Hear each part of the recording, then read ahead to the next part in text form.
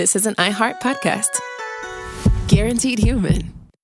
With no fees or minimums on checking accounts, it's no wonder that Capital One Bank Guy is so passionate about banking with Capital One. If he were here, he wouldn't just tell you about no fees or minimums. He'd also tell you about how Capital One cafes are open 7 days a week to assist with your banking needs. Yep, even on weekends. It's pretty much all he talks about, in a good way. What's in your wallet? Terms apply. See CapitalOne.com/bankguy. Capital One N.A., member FDIC.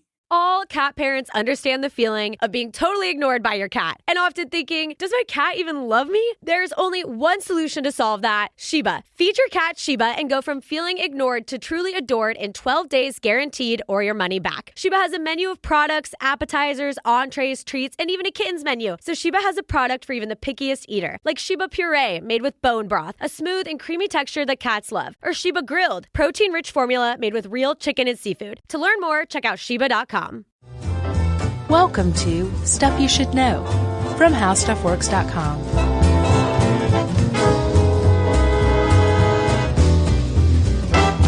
Hey, and welcome to the podcast. I'm Josh Clark, and there's Charles W. Chuck Bryant, and there's Jerry over there doing the robot, which means this is Stuff You Should Know, robot style. I knew I'd get a laugh out of you sooner or later. Did you do the robot? Can you do the robot? I think I've seen you do pretty bad robot. I don't know about pretty bad robot. I can do a pretty great robot. I think that's what you've seen. I can't do any of that stuff. Yeah, I can't really either.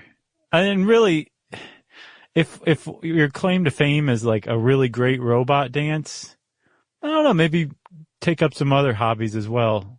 Kind of round that out. You don't want that to be the only thing you're good at. Right, because if you list that on a dating site, you might turn ladies off.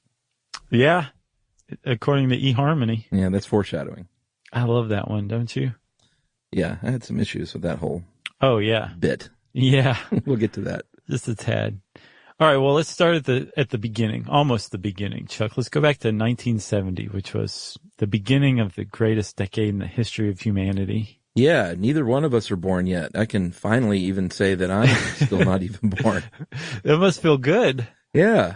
Okay, well, welcome to the club, I guess. Yeah, thanks. And in 1970, we're not just going just anywhere in 1970. We're going to Japan in 1970. I bet Japan was pretty cool in the 70s. Yeah, a lot of bell bottoms, a lot of ninja running around still. Yeah. There were calculators being wielded all over the place. Probably. It was a good time. Yeah. Good time for Japan, right? And one of the things that was going on in 1970, I could not for the life of me find what issue of this journal it came out in, what month. But at some point in 1970, there was an obscure journal, a Japanese academic journal called Energy. And at some point during that year, it published a article by a Japanese roboticist, and his name is Masahiro Mori. Nice. Thank you. I have a lot of practice. And Masahiro Mori published this article, and he named it Bukimi no Tani Gensho, is actually the full name of the whole thing. Yeah. And as we'll see, it's kind of difficult to translate into English, right? And it took many, many years after he wrote this article for it to be translated into English, for anybody to even try to attempt it. So basically, Mori was this roboticist, and he wrote this essay. And at the time, he just put it out there and went back to work, started teaching more and more roboticists. A whole new generation of roboticists learned under him. And his work just kind of sat there unobserved, that article, I should say. And then in 2005, a rough translation of it was leaked out. It wasn't intended for publication, and the world entirely changed, right? Because Masahiro Mori had, in his article, put his finger on something that no one had before in his capacity as a roboticist and a human, and that was what we call today the Uncanny Valley. Yeah, so that's the idea that you're making a robot, and we'll see this applies to more than just robots. But in his case, you're making a robot, and you want to make it look like a person. which I guess not all roboticists do. Some of them like the clunky Jetson-style robots. Sure, like Rosie. But I guess if you're Mori, you're on the path to designing lifelike robots. And the closer you get to that lifelike look, everything's going great. Everything's going great. People are like, this is so cool. This is so cool. Yeah. And then all of a sudden people go, oh. Yeah. Like right as it approaches its most, or basically when it reaches its most lifelike capacity that this, whoever's making it can conjure, people are repulsed by it. Yeah. Which is something that most people who ever hear of the Uncanny Valley are like, yeah, I've noticed that that's happened to me before too. But the thing is, Chuck, it doesn't actually make sense, right? Like we know a robot is a robot. Yeah. So, maybe you could be afraid that it's going to like pick you up and break you in two or something like a cartoon, but that's different than being creeped out by it. Like, why would we be creeped out by a robot? And this is what Mori put his finger on, was there's something to this and it doesn't make sense. And he didn't, it wasn't even just, this article that he wrote. He created a graph as well that's become quite famous that, really kind of gets the point across more than anything else. Yeah, and he wasn't even the first person to go over this and to put some thought to it. Freud, of course, because he liked to think about everything. He thought about it a little bit, and before Freud, there was a German named Ernst Jentsch. Oh, nice. I did not realize that's how his last name should be pronounced. Jentsch. That's good stuff. I think I put a T on the end, but the T's in the middle. Jentsch. Yeah. I think that's right. I've been saying Jench. Well, we'll have to look that up then. I think I think of the two of us, you got the German down. And he had a little term called unheimlich, that he called it. So like, different languages had different names for it.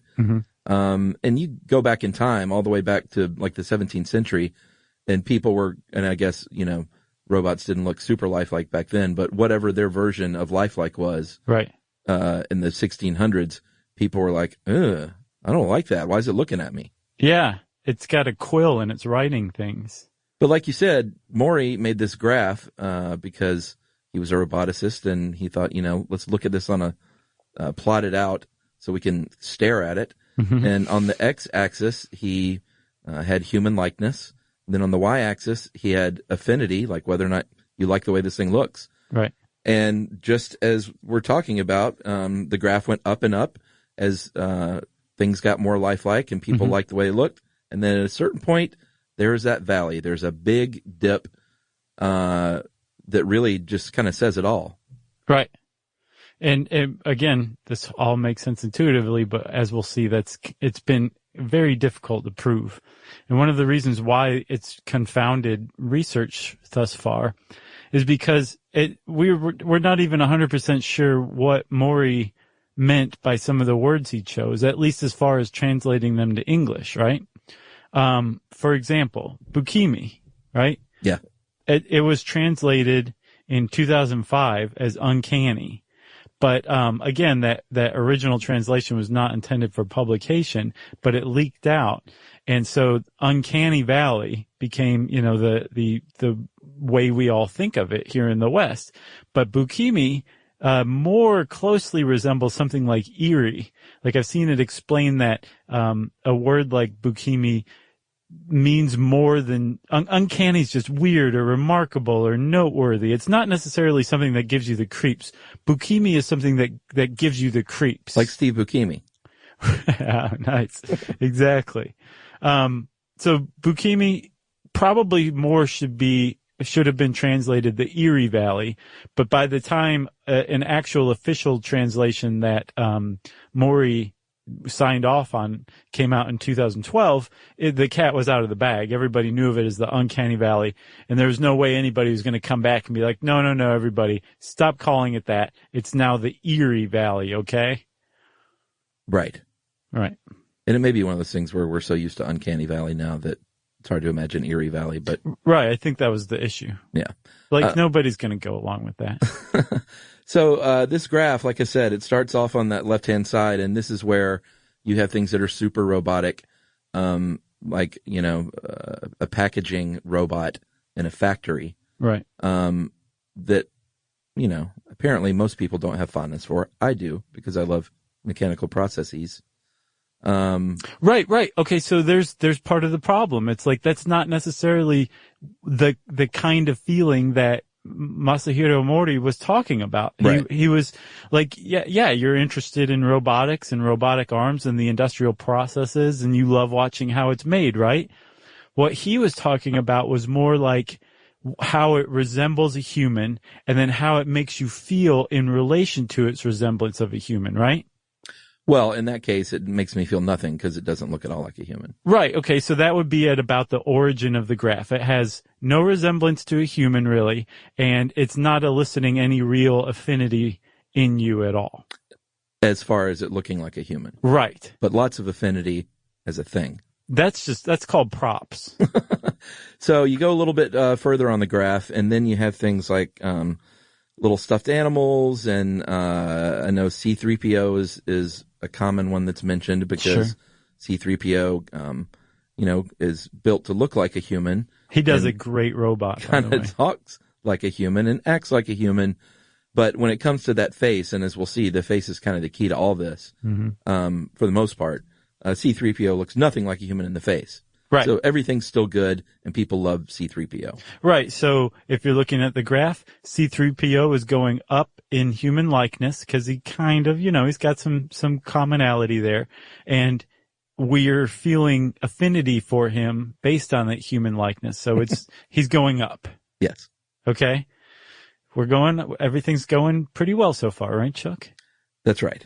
Okay, so then we're going to start hitting some areas where things start looking a little more human, a lot more human, I would say, than C-3PO. Like, say, the characters in Moana or Frozen, Pixar characters, that kind of thing, where they look like they're supposed to be human, like they're based on human, but they have very exaggerated features that you would never confuse at first glance for an actual human, right? So they have like big eyes, small noses, things that make them cute. Right? And so our affinity for them is going up as the human likeness is going up. Again, things are going really well so far. That's right, because in Moana and Frozen, they look a little bit more like people, and we like them a lot more for that reason. Right. And then, like you said earlier, out of nowhere, the whole thing, this line that's just been going up very pleasantly at a nice little slope, just drops downward. Right? And it doesn't drop just downward. It goes actually below the x-axis into negative territory. And now this is the Uncanny Valley. That's right. And that's why it has that name, because it's a valley. Right. And this is where those things like really, really lifelike androids live, or corpses live, or zombies live, because Mori, he had the idea that if something's moving, is even creepier than something similar to it that's not moving. So he actually created two lines on this graph, one for things that are animate and one for things that are inanimate. So if you look at this Uncanny Valley, on the inanimate line, the non-moving line, you've got corpses are at the bottom of it. But if you look at the animate line, it dips even further below than the inanimate line, and at the bottom of those are zombies. So dead people up and moving around and saying brains is as creepy as it gets as far as this graph is concerned. Yeah, and Mori wasn't the only one. That Ernst Jintsch that we talked about, the German psychiatrist, he also talked about the fact that if you are looking at something that should not be moving and it moves, I think we can all agree that a baby doll that suddenly turns its head and looks at you. Right. Probably one of the creepier things you can witness. Right. Yeah, it's about as creepy as it gets. Or have you ever been to an open casket funeral? A few. I'm not a fan at all. No, it is. It makes sense. We've really kind of closed or put a lot of space in between us and death, way more than we used to have in like the 19th century. No, they would sit up with the dead. Sure, right? So this seems to be like kind of a holdover from that. But if you've ever been to an open casket funeral and have just stared at the corpse long enough, like maybe its arm or its fingers or something, your brain is so anticipating that it's about to start moving that sometimes you can creep yourself out and make yourself think you did actually see it move. You'll also be asked to leave the funeral. Well, you shouldn't be like giving a commentary about this out loud, but you can, you can do it to pass the time in the funeral if you're looking to kill some time. So here's the thing with all this. We know this happens because everyone kind of has this feeling, but no one, and all this research has been done, and no one is exactly sure why this happens. So Mori's essay, and especially once it was translated, a lot of research started happening in this area. And it's problematic, though, because there are a few different problems. One is, well, it's subjective. This dependent variable, whether you have an affinity for something, is very subjective, so it's hard to kind of nail that down scientifically. Right. All right, so then number 2 is human likeness, right? This is the independent variable? Yeah. And if you have human likeness, like, what does that mean? Like, what looks human? What doesn't look human? We haven't pinned that down. So, like, if you can't pin the dependent variable down and the independent variable down, it makes it really tough to study. Correct. And then there's a third one, too. I love this one. Yeah, the third one is, the original hypothesis. It doesn't have a mathematical model that, really specifies the shape of this curve. Right. So, it's still hypothetical, I guess. Right. Which means that, so if you look at Mori's graph, he just basically made a line, right? It wasn't based on any studies he'd done. The whole thing was really an essay more than anything else. So researchers who are trying to seriously study this scientifically have nothing that they're actually trying to place their findings against, which leads to, puts them at risk for what's called the Texas sharpshooter fallacy. Yeah. Greatest name fallacy around. And it's based on the idea that if you take a sharpshooter out in Texas and have them shoot at the side of a barn a bunch of times, some of them are inevitably going to hit the barn. And then the Texas sharpshooter walks up and then draws the bullseye around the bullets that he already sunk into the side of the barn. That's the Texas sharpshooter fallacy. It's ignoring data like the ones where he missed the barn in favor of ones that fall into what you're looking for, the bullet holes in the barn. You could do the same thing with the data that you get from testing the Uncanny Valley if you have no model to fit it into already. Yeah, I think they would have done better if they would have just, instead of trying to prove something, to maybe just research and call it a thought experiment. Right. Right. But people are taking it seriously, and we'll talk about some of this research right after this, Chuck.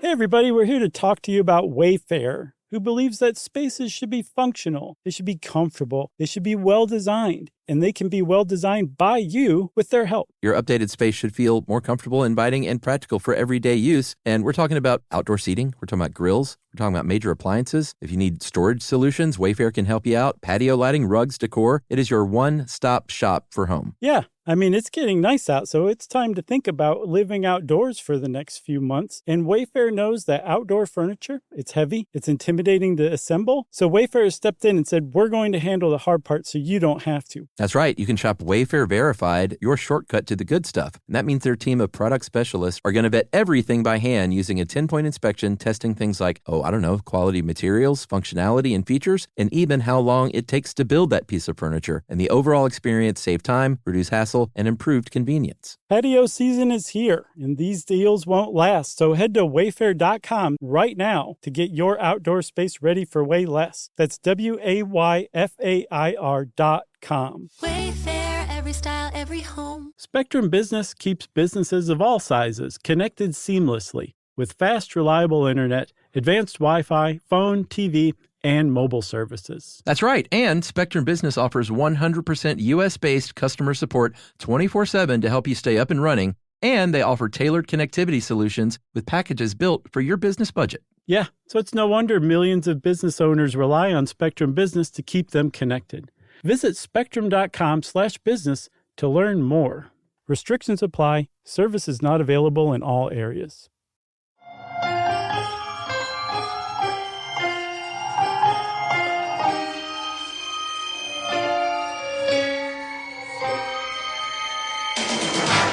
All right, so we're back. And despite the fact that this is really tough to study, it's not even established that it's a real thing in everyone's mind, by the way. There are people out there who are really studying the Uncanny Valley and trying to pin it down. Yeah, one of these people is at Dartmouth College, a psychologist, and I didn't look up their mascot. The pub darts, the fighting pub darts at Dartmouth College. We're going to hear from Dartmouth. But her name is Talia Wheatley. And she's done some research and has found that it's not just like some uniquely Western thing or American thing. It's kind of all over the world. She studied tribes in Cambodia, and they have these same sensitivities to these things that look human but aren't human. Mm-hmm. And they've even found that, and I think it kind of all comes down to the eyes, but they found just looking at the eye can be enough. Yeah. Somebody can tell whether it's a human or not just looking at a picture of the eye, right? Yeah, and that's where I think people lose credibility in, and we'll talk about movies and sculpture and all that stuff, but they just never you can't get the eyes right. Like, you can't put life in lifeless eyes. Yeah. No matter how hard they try. Only God can. And there was this other experiment where they, like where you can morph a face digitally or whatever. Like that Michael Jackson black or white video. Yeah. I think some people were creeped out by that even. Sure. But they would show this doll image and it would morph into a human face. And basically they would have people mark where they thought that it would look more human than doll. And it landed at about the 65% mark as far as morphing into human. Which, I mean, you can't really apply that necessarily, but just it's interesting. Offhand, 65% point is about where the Uncanny Valley happened in Mori's mind. Yeah, I would think it would be higher than that. Yeah. But, yeah, still super interesting. And you were saying that the eyes, and that's what you're betting on, is that it's going to turn out to be the eyes, right? Yeah. So trying to investigate what constitutes human likeness, there's a researcher named Angela Tinwell, and she basically says, like, yes, it's all about the upper facial features, and that we detect those, we read those, and so if there's anything that's even just slightly off in, like, the eyes or the brows or the wrinkles that form, that will lead to the Uncanny Valley. That's the creepy part. Or the smile, too, she also says. Well, yeah, and all these things kind of come down to evolution, and her point is, like, you can't battle millions of years of evolution that has honed our dumb little human brain to detect something that's off about a face. Right.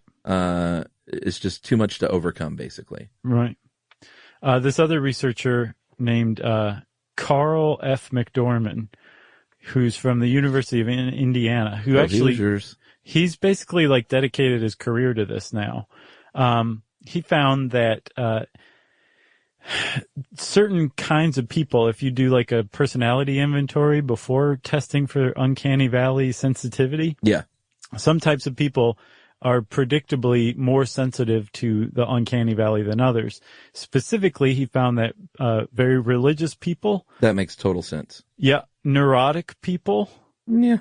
And people with high sensitivity to animal reminders. I don't even know what that is. It's basically anything that reminds you that, hey, you're super civilized and you drive a car and you know how to play poker. But you're still an animal just as much as that ape over there is. Right. An animal reminder.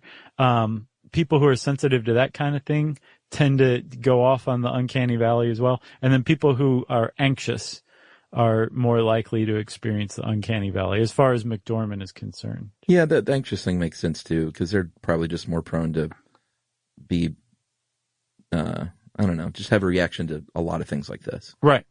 But we should say, the science in all this, the fact that the independent and the dependent variable are still not defined. The science is this is like the scientific equivalent of that backward over the head half court basketball shot. Yeah. That's the level of science that these people are carrying out at this point, because a lot of them, sadly, are conducting experiments based on something that, again, doesn't have a set dependent or independent variable. So how can you do that is my question.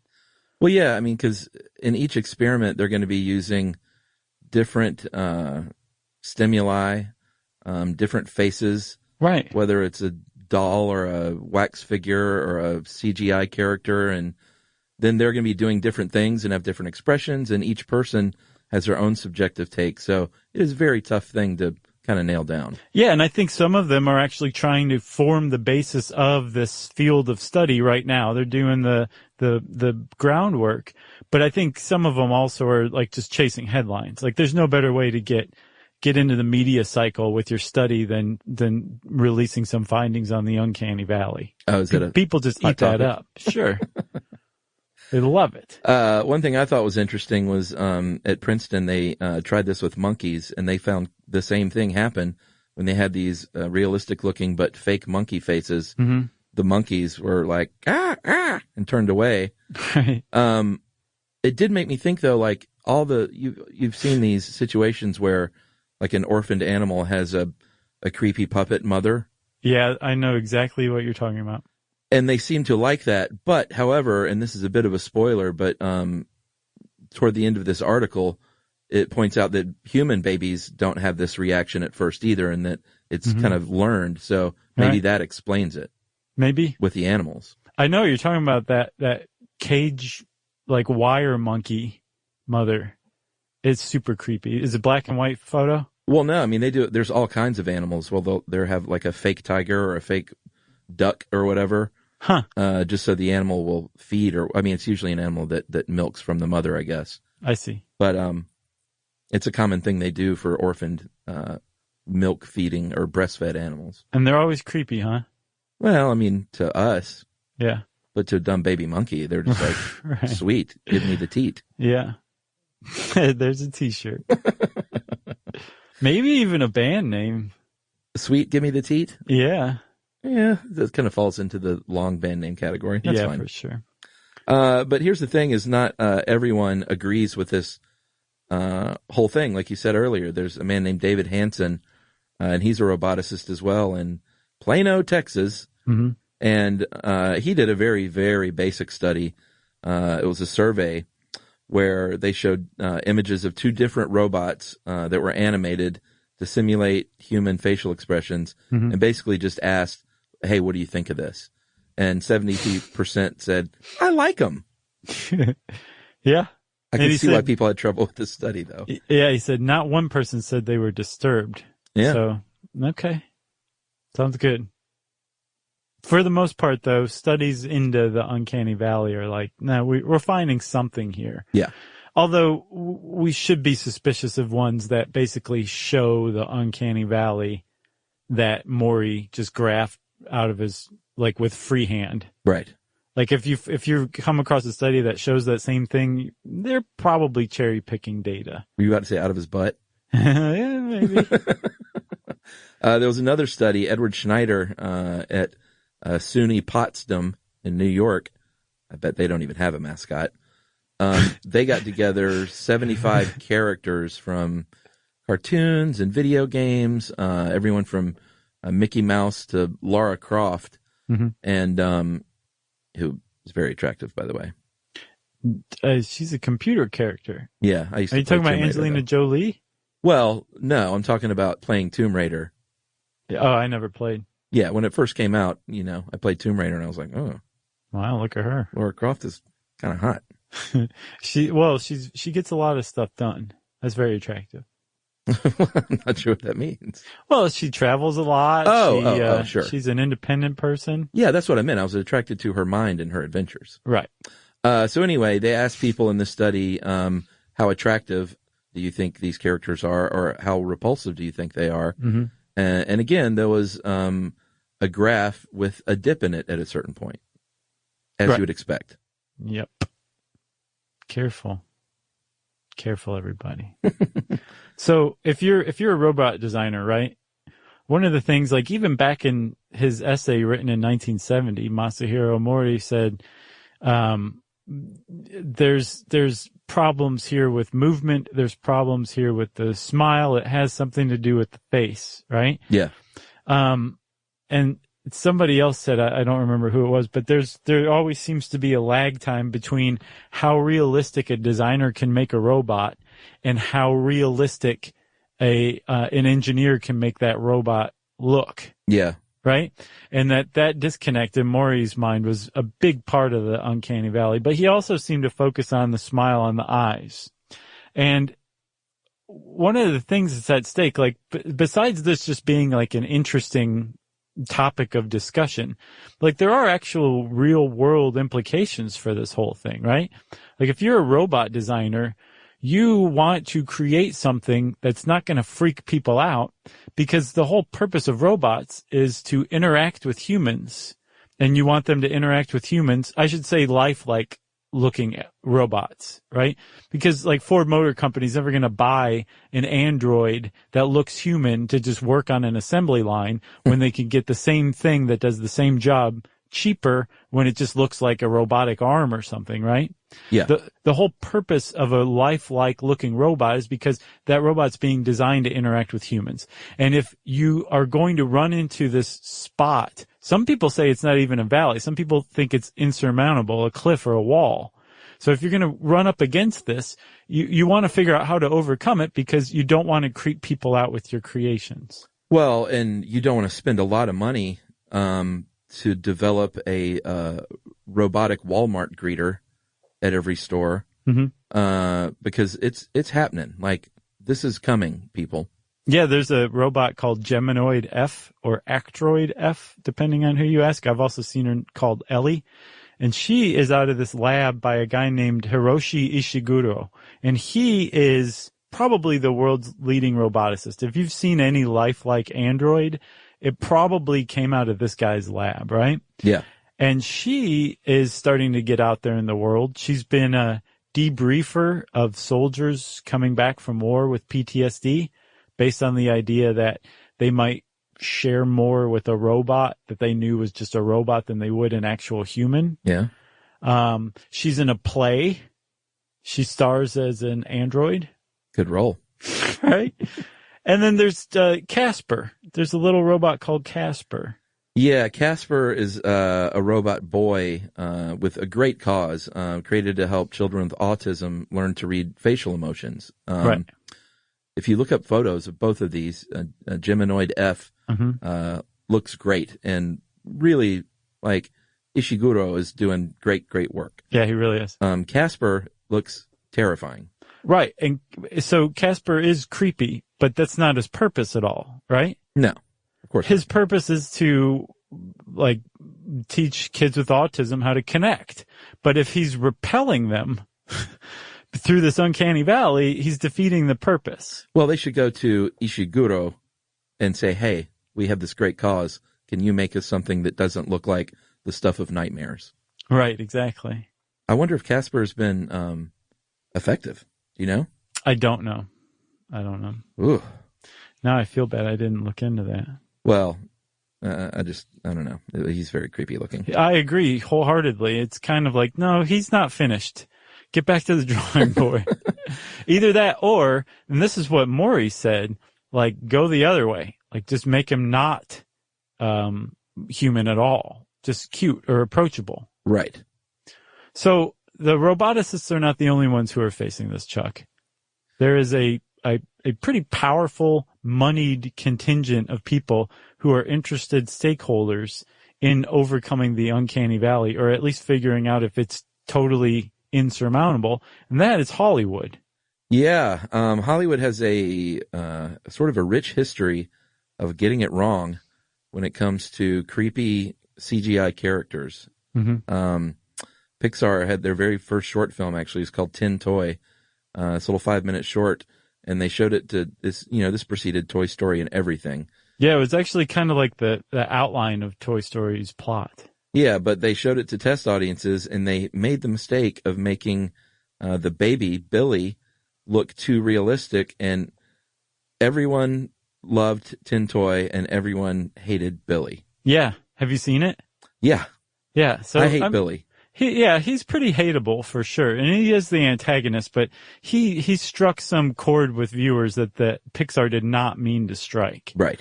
And they actually, I mean, this is extraordinarily fortunate for Pixar. Oh, sure. This is very early on in their history. And, they learned from it, actually. They're like, okay, note to self, don't try to make any of these characters lifelike. Let's go a different direction. And so they came up with those, exaggerated features that we've all just come to know and love. Yeah, which was a great direction to go in. Obviously, because they've had tons of success with that model. Right. You can make the case that it may have saved the company, because other companies and other movies for sure have not been nearly as fortunate.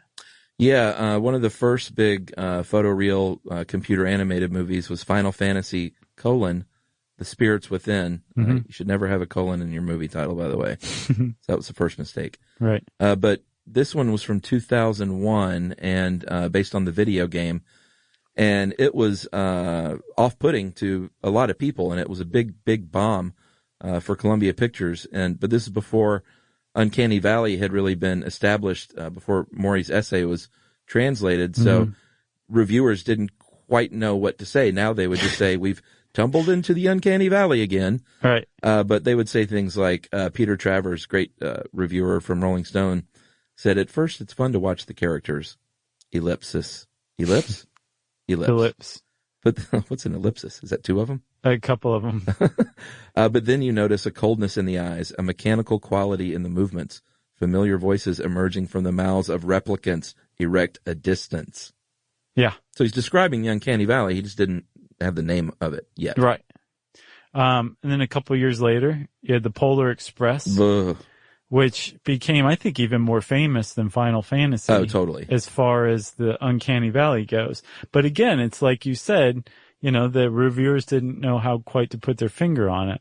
And I'm not quite sure how Final Fantasy was done, but I know that Polar Express used similar software and hardware to what roboticists are using now, where it's like motion capture, but rather than translating the motion to the robot, it's translating the motion into like a digital 3D rendering of the character, right? Yeah.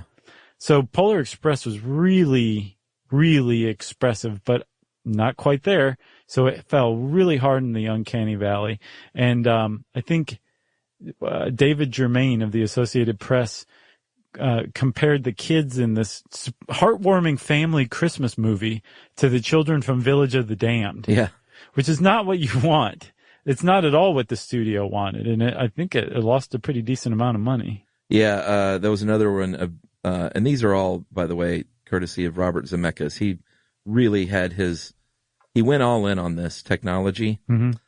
I don't know why. I think sometimes you, as an artist, you can get so wrapped up in the coolness of, wow, look what we can do now, that you don't step back and look at what you're doing. Like, should we be doing this? Because he also had a part in the Beowulf movie in 2007 that was a huge bomb. And the New York Times said this about that: people who are meant to be enraged or who are at risk of plummeting to their deaths just look a little out of sorts. When it was over, I felt relieved to be back in the company of uncreepy flesh and blood humans again. Sad.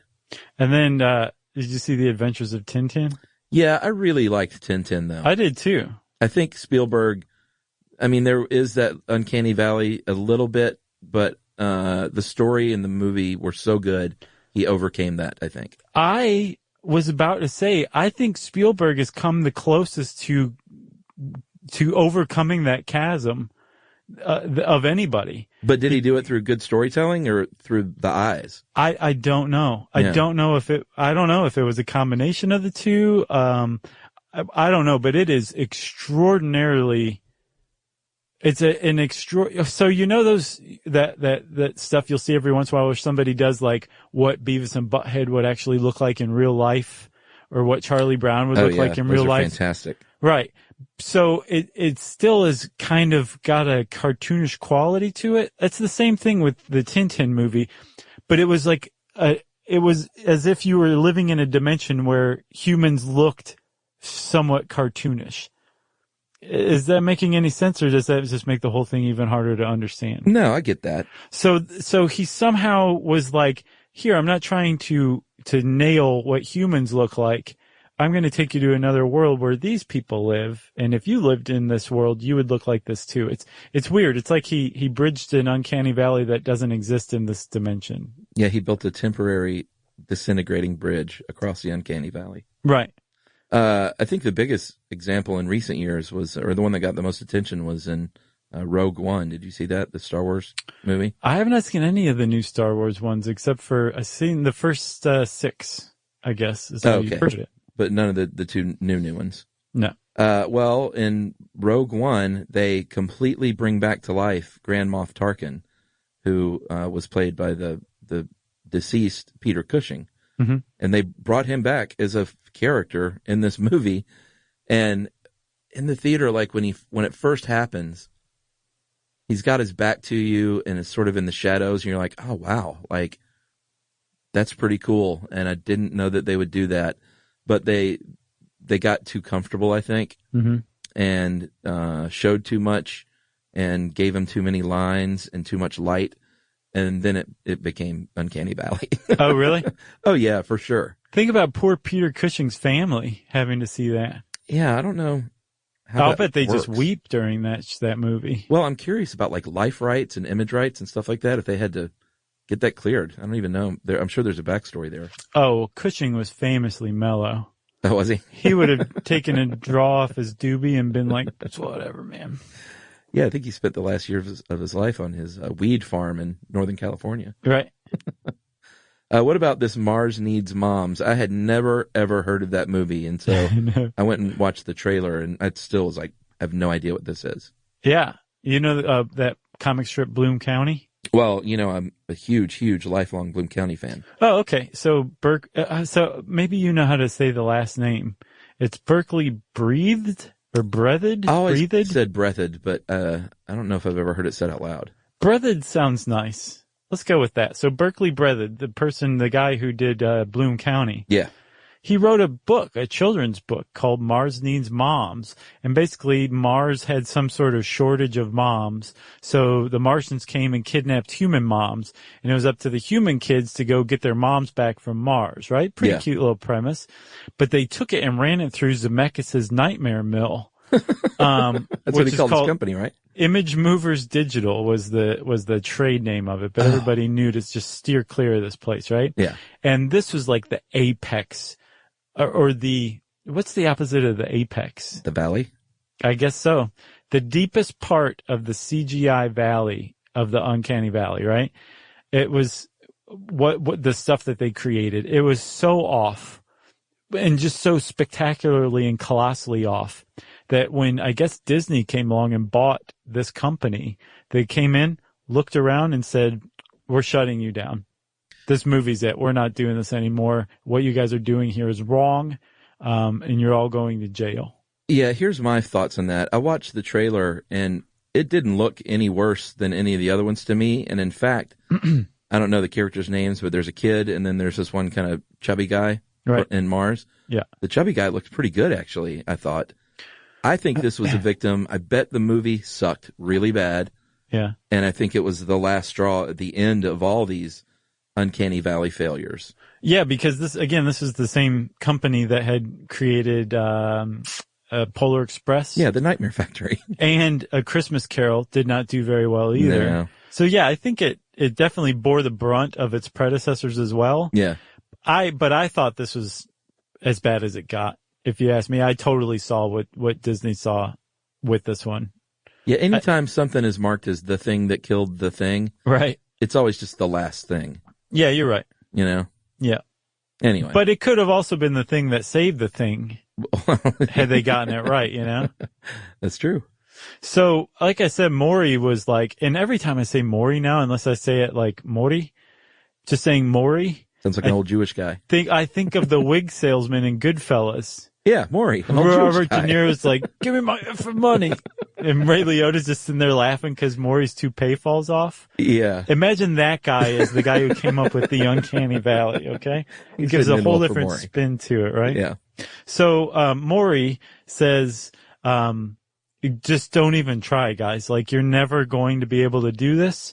Even if you can, we're so far away from it. Yeah. And this is in 1970 he was saying it, and it still holds true now. Yeah. We're so far away from this that just maybe put your emphasis elsewhere. And the example he gave was, say, like a prosthetic hand, right? Yeah. Rather than trying to create a lifelike prosthetic hand that was in danger of creeping people out, which is the opposite of what somebody wearing a prosthetic hand wants when they're walking around with a prosthetic hand.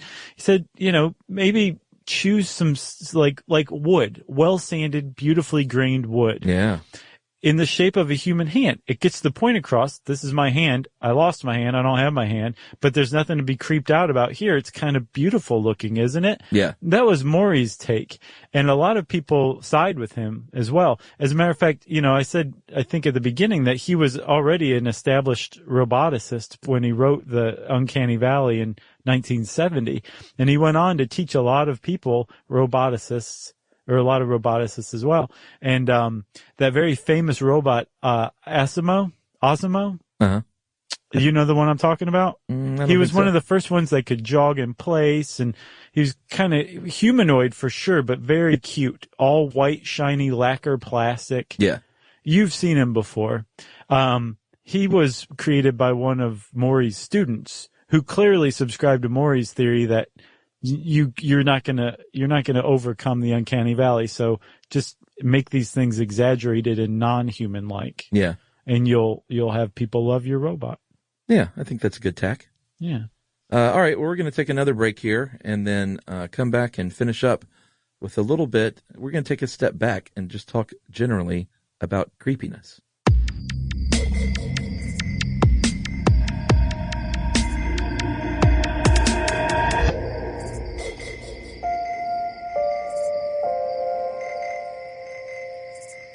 Spectrum Business keeps businesses of all sizes connected seamlessly with fast, reliable internet, advanced Wi-Fi, phone, TV, and mobile services. That's right. And Spectrum Business offers 100% U.S.-based customer support 24/7 to help you stay up and running. And they offer tailored connectivity solutions with packages built for your business budget. Yeah, so it's no wonder millions of business owners rely on Spectrum Business to keep them connected. Visit spectrum.com/business to learn more. Restrictions apply. Services not available in all areas. If you own a home, you already know stuff breaks. It's not if, it's when. And somehow it's always like the AC in July or the fridge right after you go to the grocery store. That's why you always hear people say they don't make appliances like they used to, because it's kind of true. That's right. Good thing there's American Home Shield. With an AHS home warranty, they can help fix major home systems and appliance breakdowns like your AC, plumbing, or fridge. And if they can't repair your covered item, they'll replace it, no matter how old it is. And that's huge, because fixing an AC can cost a lot. Like, hey kids, our vacation is canceled a lot. Plus, as a benefit to select plans, you can get real-time video help from live repair experts to troubleshoot home hassles at no extra cost. Listen, everybody, home ownership is already stressful enough. No need to upset your wallet. So check out American Home Shield now and get 20% off any plan at ahs.com/SYSK and see promo details. See ahs.com/contracts for coverage details, including service fees, limitations, and exclusions. American Home Shield. Don't worry, be warranty.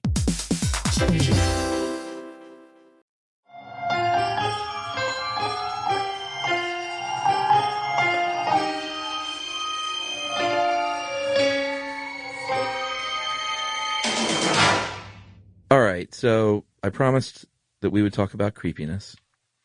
So that's what we'll do. You promised, Chuck. The creeps, such a great phrase. Everyone says it, gives me the creeps. It's just it's one of those phrases that sums things up so perfectly. It's livid as a fresh bruise. And we have Charles Dickens to thank for this, evidently, because he gets credit for using the creeps. And David Copperfield in 1849. People had this feeling before, this sort of unpleasant off, what it feels like to get the creeps, but they said things like eel-like or clammy. Not bad. Not bad, but if you said, ugh, that thing makes me feel eel-like today, people would be like, what the heck are you talking about? Right. I think also you would use that to describe somebody who gave you the creeps as well. Like, that guy's really clammy. You know what I mean? Sure. Well, that means you're touching them, though. Like Peter Lorre would be clammy or eel-like in some of his characters. Oh, you know, Peter Lorre. I do too. All right. So everybody understands that there is such thing as the creeps, right? Mm-hmm. But we don't understand why we get the creeps still to this day. And again, this is important and relates to the Uncanny Valley because another way to put the creeps is negative affinity. Remember, affinity was the x-axis. Yeah. And when the valley dropped down below the x-axis, you dipped into negative affinity. You dip into the creeps. The creeps, exactly, right. So you talked about Ernst Jüngsch. Yeah. Yeah, did I get it? Sure. He was probably the first person to actually sit down and study the creeps or creepiness. I bet he was creepy himself. I don't know. I think he was just kind of a neat thinking man, right? So Jüngsch, man, I like saying his name a lot more now. He wrote an essay in 1906 called On the Psychology of the Uncanny. Yeah. And that's the English translation. The German word he used, like you said, is unheimlich. Is that right? M, not N, unheimlich. Unheimlich. Yeah. Okay. Nice. You're getting better. Thank you. He used that word, and unheimlich is a variation of the word Heimlich, which is not just to say the maneuver. It means something else entirely, which is homey or familiar, right? Yeah.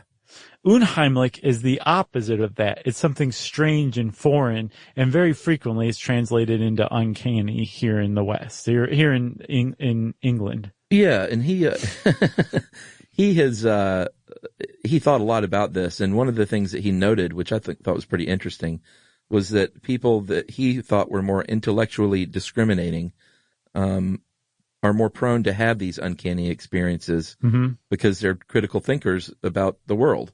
Right. So that makes sense. Like, just they pay attention maybe a little more. Yeah, or they're curious. Like they're like, why am I creeped out? Let me get to the bottom of this, rather than, oh, I'm creeped out. I'm going to go eat a whole thing of Chips Ahoy and hide under the covers. Right. He also actually went even further and said it's possible that all of humanity's knowledge has been accrued over these millions of years from the people investigating what's behind this creepiness. Yeah. It's a pretty weird and neat theory of knowledge. Well, yeah, and speaking of theories, there are a bunch of theories on creepiness and why this happens, and I think they're all pretty interesting. Yeah. The first one is called pathogen avoidance theory, and we talked earlier about evolution, and this one kind of fits into that bucket. Basically, a warning that we have evolved to have in our brain that says that person is off, they are diseased even. All right. You don't want to go near them. Right. You want to avoid that pathogen. It makes sense. Yeah. It's pretty approachable. Sure. There's another one that I've seen that's, I think, fairly recent, and it's the idea that things give us the creeps when they're trying to non-verbally mimic people. Yeah. And so, like, a robot doesn't do it, so we're like, oh, that's unsettling. Or somebody who you would describe as clammy or eel-like maybe overdoes it a little bit. Yeah. Like they're trying to fit in. It's not natural to them. Yeah. And that can give you the creeps as well. That makes sense, but it doesn't really encompass everything. It's definitely not a unified theory of creepiness. It just seems to kind of inhabit one corner of the creepy spectrum. Yeah. There's another one called violation of expectation. This is like, you've shaken hands with thousands of people over your life, but if you go and you shake a hand and you don't know that you're going to get a prosthetic hand, it may give you the creeps. Right. And that is probably very fleeting because you might just say, oh, okay, well, it doesn't give me the creeps now, but it's just unexpected for me. And actually, you said that was fleeting, right, Chuck? So I think it was Jüngsch or somebody who said that creepiness, what gives us the creeps one time might not give us the creeps later on. Yeah. Which will kind of come into play later. Like Ernst Jüngsch, basically, he laid the groundwork for the study of creepiness and seems to have gotten a lot of it right out of the gate. Yeah, and like you said, if it doesn't give you the creeps later, then that would fit neatly into the violation of expectation, because then you can change your expectation. Right, exactly. Yes. Another one's mortality salience theory. This is a good one. Yeah, this one Mori and Freud both subscribed to. And it basically said that when we encounter like a robot or an automaton in Freud's day, they remind us of dead people, which in turn gets our mind to thinking about how we're going to die one day. And so all of a sudden we find ourselves in the uncanny valley. Right. Which again raises another, sorry for the sidetrack, but raises another of Junz's points. Is uncanniness inherent in the object, or is it inside the observer who's experiencing the creeps or uncanniness? I think right? it's in the observer. Yeah, I think it is too, which would explain why it can go away when you come to experience it again. Yeah. Like this, when you go through when you shake the same prosthetic hand again, it's not creepy the second time. It might even be interesting. Or why some people might not experience it at all. Like someone might sit there and see a doll and the doll's head turns and looks at them and they're like, neat. Right. How much for that doll? Which means you've just met a serial killer. Right. And then the doll's creeped out after that. This one I like, the even though I can never say this word for some reason, anthropomorphism. Nice job. Dehumanization dichotomy, which basically is we attribute these human attributes to the robot until we realize that they don't have them. Right. So we're looking at this robot that looks like a person. We're saying, oh, look, it's just like a human. And they're walking and they're talking and they're smiling. And then, oh, God. Look at their eyes. Their eyes are dead. Look at the eyes. They don't have any internal thoughts at all. They're not human. Yeah. And then all of a sudden, uncanny valley. Which is a little bit about expectation, too, I think. Those are crossover a little, I think. Sure. And so creepiness, I think, especially the modern incarnation of creepiness, these are my thoughts. Right. They represent a crossroads, right? Where evolutionarily, creepiness, I think, was probably, it alerts us. We're on alert when something's creeping us out. We're really focused on that thing right then. Yep. But we're also bound by society not to just turn and run from anything that could conceivably be a threat. You can also take it a little further and say that evolutionarily speaking, it would not make sense for us to turn and run from every single thing that could conceivably be a threat before we've identified it as a threat, because we would be using up a lot of calories and energy, and we would have to find more food than we do. It'd be inefficient, right? So we're kind of bound socially to stand in place until we identify something as a threat or not, in which case, during this period, that's when we experience creepiness. Yeah, and I think everyone has experienced this. Like you're in a coffee shop or something, and like some super creepy dude comes in, and if you're like me, you're just like, all right, I'm gonna keep my eye on that guy. I'm not gonna bolt and run, but I might stand near the door. Sure, you know, I might get my car keys ready. Yeah, exactly. Right.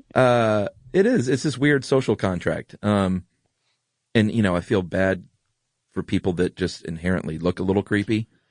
Well, let's talk about that. Yeah. So there were these researchers from Knox College who did what they billed as the first empirical study of creepiness, and this was in 2016. Such a great study. And it was an online survey, very little heavy lifting, but it was a pretty cool survey. It was in 4 parts, and what they found overall was that, physical characteristics, physical traits that are almost stereotypically linked to creepy people do have an effect. They are creepy, as far as the participants in this study are concerned. Yeah. So the first section said, hey, what is the likelihood that this person is creepy? And there's descriptions of them. There's 44 different behaviors, right? Yeah. And the second part was participants rated the creepiness of 21 different occupations. Love to see that list. The third section, it said, list 2 hobbies that you think are creepy. I love that they only needed 2. It was open-ended too.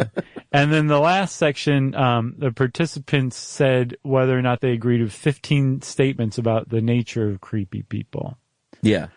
And overall, again, like they found, like, yes, if you have physical traits that people find creepy, like bulging eyes, or you lick your lips a lot, or, you arch your fingers and then just kind of tap them together a lot. Okay. It's kind of creepy, but the Knox researchers concluded that those aren't creepy necessarily in and of themselves. It's when it's in conjunction with other creepy behavior that somebody comes across as creepy. Right. And of course, the one behavior they put in here, I think that was probably universally creepy, was someone who persistently steers the conversation toward a sexual topic. Right. Yeah, you don't do that. They also found 95% of participants, and this is like, I think 1,341 people. 95% of them said that men were more likely to be creepy than women. Yeah, I think that's generally true. I don't remember getting the creeps a lot in my life by strictly from the appearance of a woman. Right. But a lot of dudes on a weekly basis give me the creeps. Sure. But we should say, so there's a website called girl.com, GURL.com. And they went on to Reddit and found a thread somewhere that they wrote a blog post about. And now we're reporting on it. So it's really come full circle. But it was a thread about how women can be creepy, and it was written by dudes. And there are some things that apparently are universally creepy among boys with women, right? Yeah. Women that are too needy can be creepy. Women who use baby talk too much, or who, quote, never leave a guy alone. Yeah, I'm just going to go ahead and dump that right into the trash bin. Yeah. That's my only comment on that. Okay. What about eHarmony? I mean, if you come home and Glenn Close is in your kitchen boiling your pet bunny. Well, that's a threat. Yeah, that's not even creepy. That's just a threat. Right. Although I will say in Fatal Attraction, the scene where she is sitting there clicking the light on and off, listening to Madame Butterfly, that was kind of creepy. I was trying to think of like a creepy woman. I really couldn't come up with anybody. Well, these are creepy behaviors, though, Yeah. Not like Glenn Close walked into the room and you were like, ooh, I don't know about that. Right. There's a difference, right? There's a difference between genuine creepiness and just doing creepy things. Yeah. I think it is much harder for women to be creepy than men. Cannot think of a single actual creepy woman. No. I'd like to hear from people, though. Yeah. eHarmony. So we've talked about Reddit. Now we're going to talk about eHarmony. Right. They had an article where they wrote advice to dudes. It was called How to Avoid the Creep Zone. Right. And their advice was for your hobbies that you list to be just sort of vanilla. Right. Don't and even if you are an amateur taxidermist, maybe don't put that down. Right. They said it can be attractive for a guy to have an off the beaten path hobby. And one of the examples they gave of an off the beaten path hobby was collecting punk records. But don't get weirder than that. Yeah, and if taxidermy in and of itself, some people might say is super creepy. We did an episode on that. Other people might say no, it's just beautiful artwork. Right. But Norman Bates was into taxidermy for a reason in Psycho. Right. It was unsettling. Yeah. Yeah. And so the Knox people who carried out this survey, the Knox University researchers, they basically said, here's what we think it is. Here's creepiness explained. And what they explained was what can be called as the threat ambiguity theory. Yeah, this one, I think we kind of put a cherry on top on this one. Yeah, we really did. Like it's just basically where you are creeped out by something because your hackles are raised right then, and it's because you haven't determined whether that thing's a threat or not. Yep. Right? There's another one, though, that I subscribe to. I think it is finally the unified theory of creepiness. I think it covers everything. And it's called the category ambiguity theory.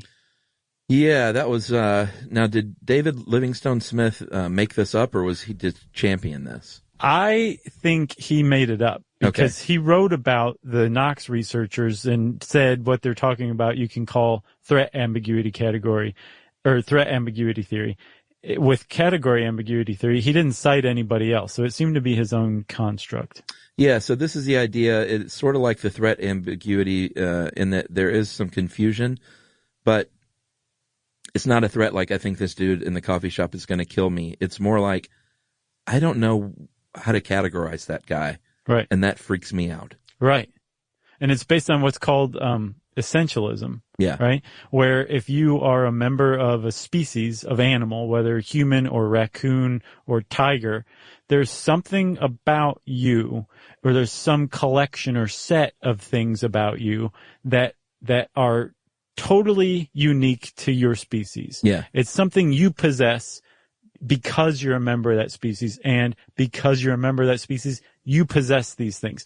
And it can be very difficult to put your finger on it, but it's just one of those things that you know when you see it or know when you don't see it, right? Yeah. And there are clear borders between these things. You either have this essence fully or you don't have it at all. You're lacking it. You're missing it, and something's really wrong. So in this article, he used the example of a wax dummy. Yeah, have you ever been to like Madame Tussauds? Sure, yeah. I find that the ones, and again with the eyes, the ones that work the best are the ones where they have sunglasses on. Oh, yeah. You know? Again, Michael Jackson. That's right. But the whole point with these wax dummies with the eyes is they're fixed. They're not moving around. The facial expression is locked in. The skin itself, you know, they can only do so much.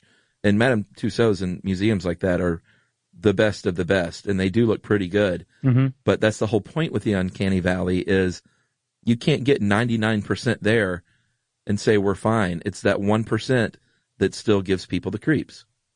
Exactly.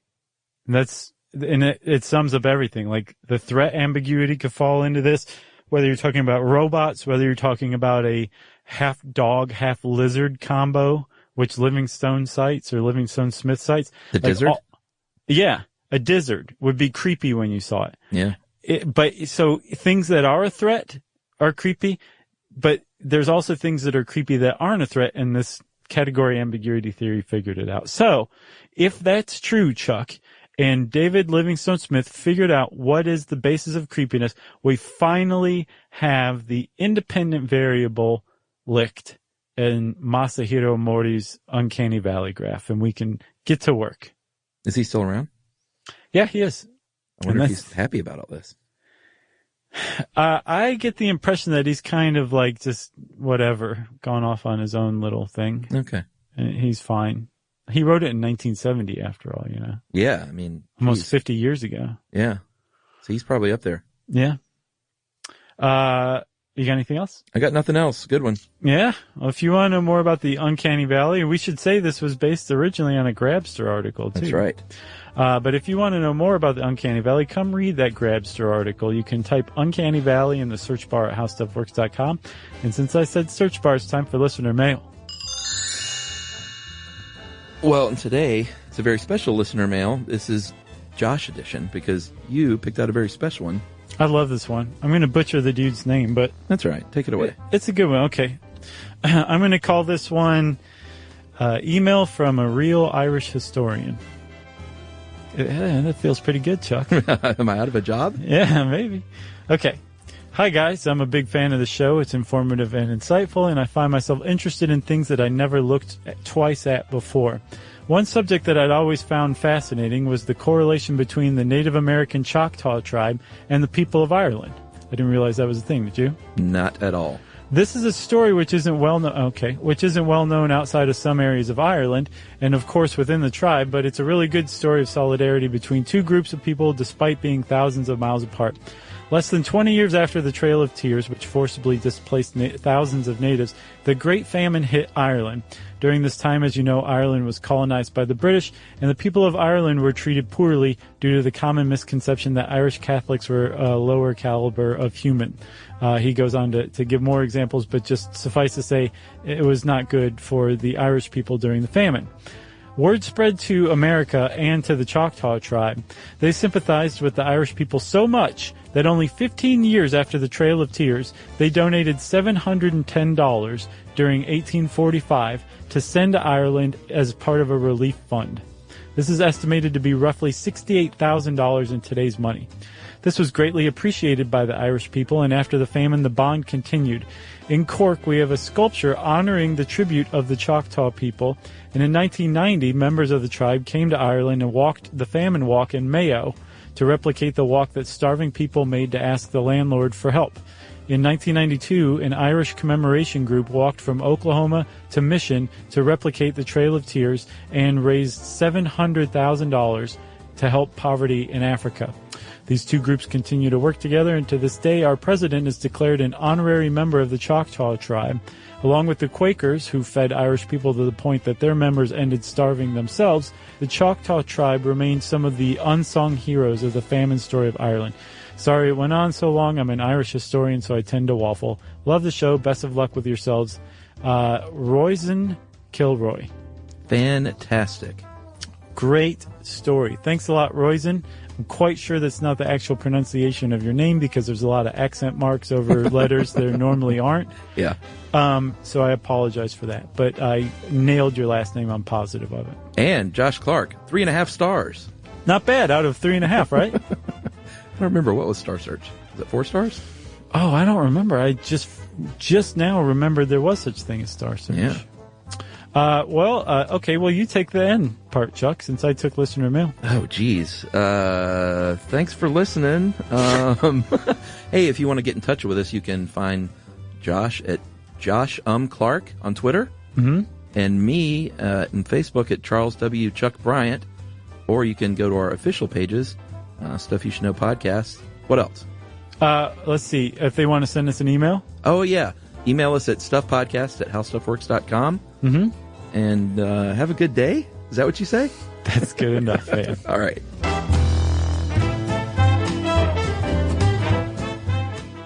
For more on this and thousands of other topics, visit howstuffworks.com.